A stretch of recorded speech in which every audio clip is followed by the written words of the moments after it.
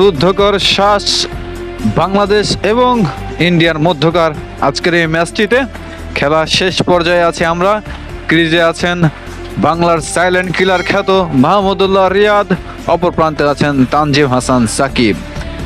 বাংলাদেশের আজকের এই ম্যাচ জয়ের জন্য 4 বলে 18 রান প্রয়োজন। ব্যাটে আছেন মাহমুদুল্লাহ রিয়াদ, ওদিকে আছেন মায়াঙ্ক যাদব। দুটি বল করেছেন, ডট গিয়েছে। ওভারের তৃতীয় বল করার জন্য দৌড় শুরু করবেন মায়াঙ্ক যাদব। দৌড় শুরু করলেন মাহমুদুল্লাহ রিয়াদ। এবারে কিন্তু স্লগ সুইপ করেছেন, বল হাওয়ায় এবং সবাইকে ফাঁকি দিয়ে বল আসে পড়ল সীমানার বাইরে।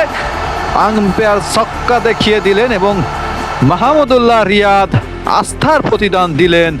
অসাধারণ একটি শট কিন্তু খেললেন এখানে, অসাধারণ একটি শট। জায়গায় দাঁড়িয়ে কবজির মোচড়ে ঘুরিয়ে দিয়েছেন 78 মিটারের বিশাল ছক্কা। বাংলাদেশের উপরে 4 রান প্রয়োজন। এখন বাংলাদেশের বল করলেন, এবার কিন্তু হাঁটু গেড়ে শট, ও লফটেড শট, 1 বাউন্স 2 বাউন্স, বল চলে গেল সীমানার বাইরে। 4 রান। বাংলাদেশ শিবিরে আনন্দের স্বস্তির হাওয়া লাগলো যেন মাহমুদুল্লাহর এই শটে। যা হোক, পরিসংখ্যান এখন 2 বলে 8। মাহমুদুল্লাহ রিয়াদ বল করলেন, এবারে কিন্তু আবারও চালিয়েছেন, same play same shot, 1 bounce এবং বল একটি ড্রপকে সীমানার বাইরে। 4 রান। বাংলাদেশ শিবিরে আবারও আনন্দের উচ্ছ্বাস। 1 বল 4 রান। প্রস্তুত মায়াঙ্ক যাদব, ওদিকে প্রস্তুত মাহমুদুল্লাহ রিয়াদ। কি হবে? বাংলাদেশ কি জিততে পারবে?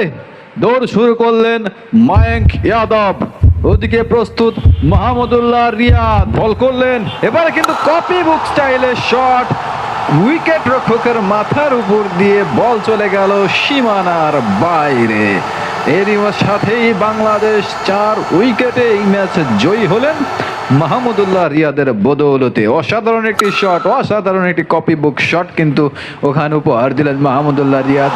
এবং আজকের ম্যাচের ম্যান অফ দ্য ম্যাচ তিনি। অবশ্যই ভালো থাকবেন।